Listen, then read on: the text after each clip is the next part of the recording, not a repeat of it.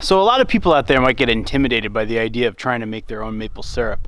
But as you'll see in this video, the process of tapping the tree is exceptionally easy, and so you shouldn't be afraid of it. Like if you know how to work a regular old drill, you should be able to do this with no problem.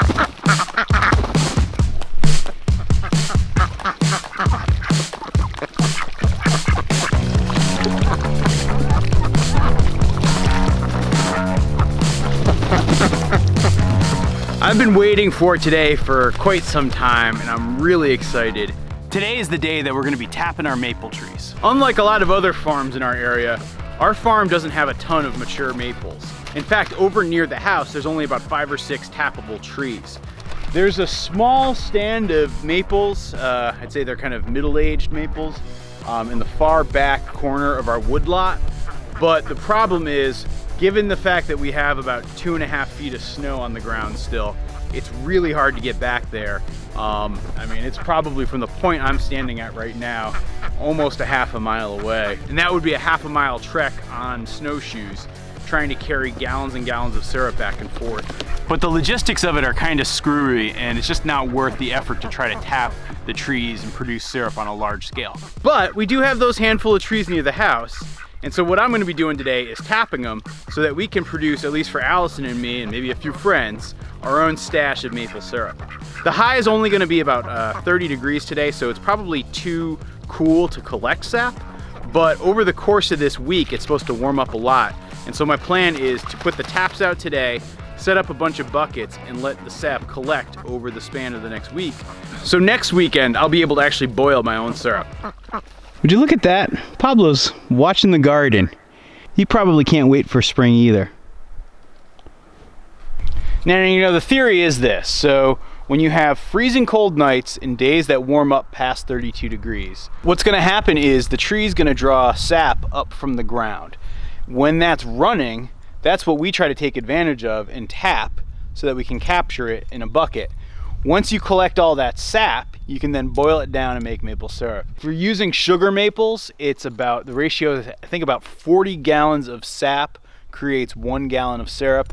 If you're using a different type of hard maple, like a red maple, it takes a little bit more. There's less sugar concentrated in the sap, but it's still worth tapping those trees too, especially if you don't have any other options. Just to give you a quick rundown of the tools of the trade, this little thing is called a spile. This is what you're gonna put into the tree, so it's gonna go in just sort of like this, and the sap's gonna run out here and fall down.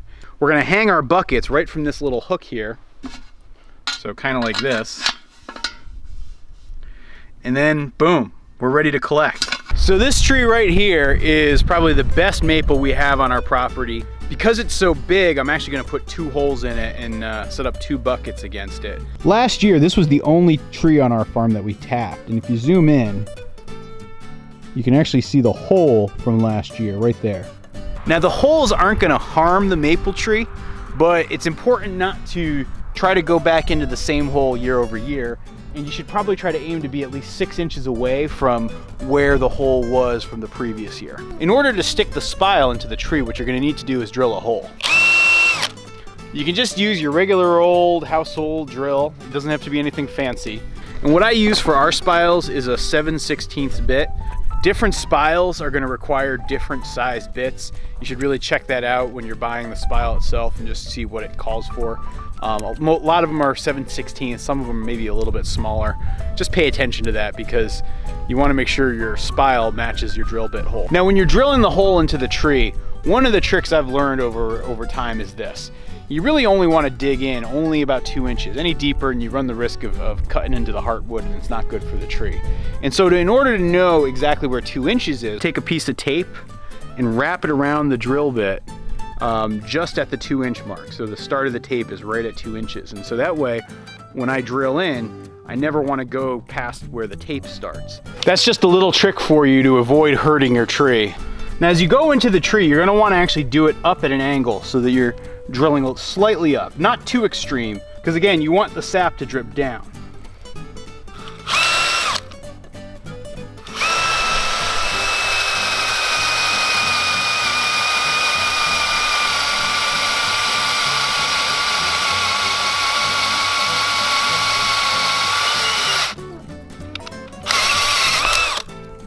There we go.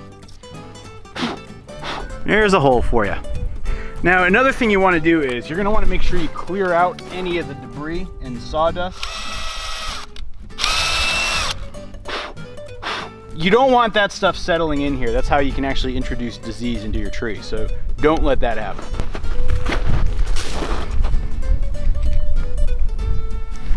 And now what you're going to do is take either a mallet or a hammer and just bang your spile in. Just like that. You don't want to push it in too hard. That's nice and easy. So it's going to sit there like that. Now, in terms of the type of bucket you're going to use, there's a number of different options out there. I personally prefer the old-fashioned metal buckets. You know, I don't like the plastic ones all that much because you're dealing with a lot of cold temperatures and moving stuff around and freezing liquids. I've had experiences where they've cracked on me before. So I prefer the nice, good, old-fashioned metal bucket.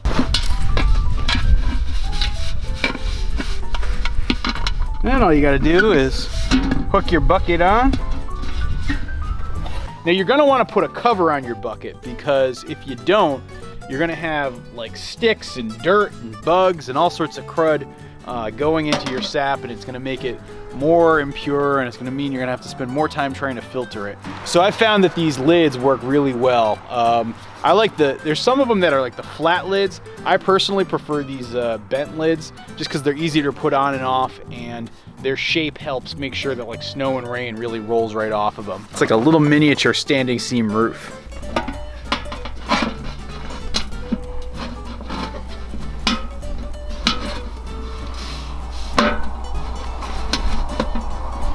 And now you're ready to collect some sap. All right, we're gonna do a second tap on here. With this tree, you'll notice there's some dead and rot here in the middle. Stay away from tapping that. But if I'm over here on this side, this should be fine.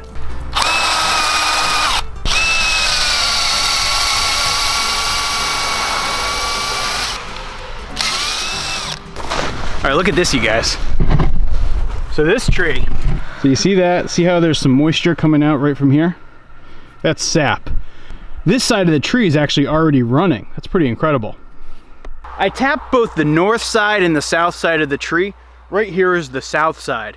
That's because on a day like this, where it's only about, I think it's probably about 28, 29 degrees right now, because it's south facing and it's got that southern exposure, this side of the tree is warmer than the other side. So even though there was no sap coming from the other side, I've got sap coming from this side. If you guys are out there putting two taps on a single tree, it's important to remember that you might want to stagger it where one's on the north and one's on the south, because you're going to find some of those slightly too cool days where the south side will actually still produce some sap.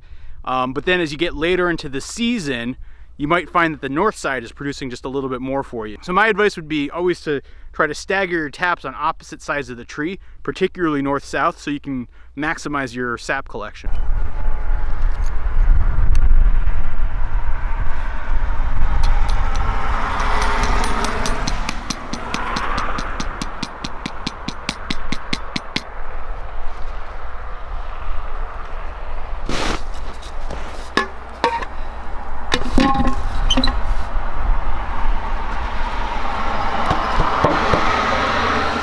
Oh, look at that.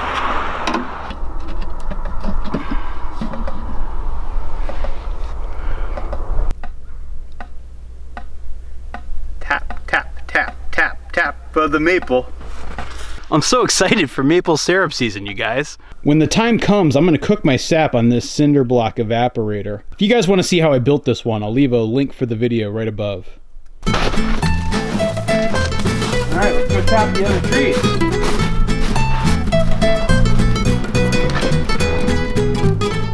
Snow's a little deep still.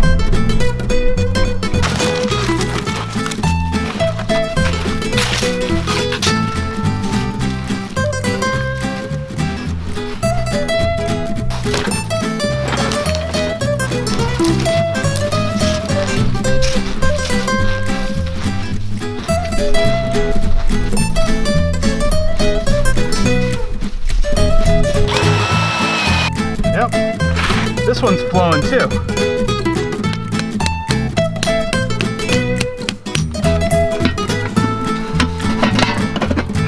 That's another tree tapped. There's this other maple right behind it.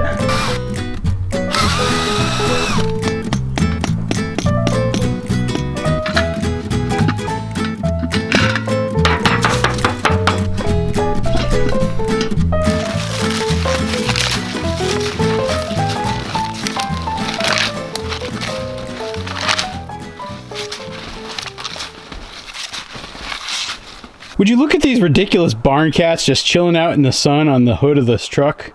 How's it going, buddy? Huh? How's my favorite barn cat? I don't mean that, Lil. I really don't mean that. How you doing, buddy?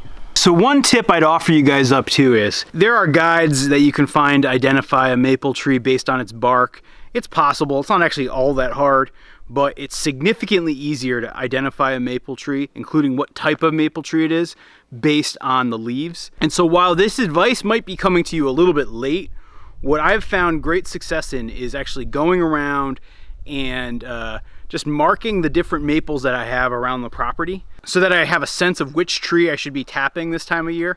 It's so much easier to do that in the summer or the fall. Like, I even went through and took pictures so I know what each tree looks like. It looks like these pictures were taken on a different planet. I gotta say, I feel pretty lucky that all of our trees are really close to the house. That's gonna make collecting the sap way easier.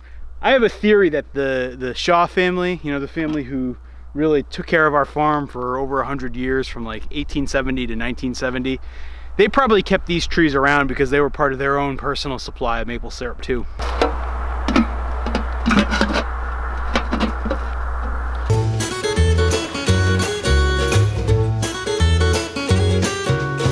So this is a real maple syrup operation.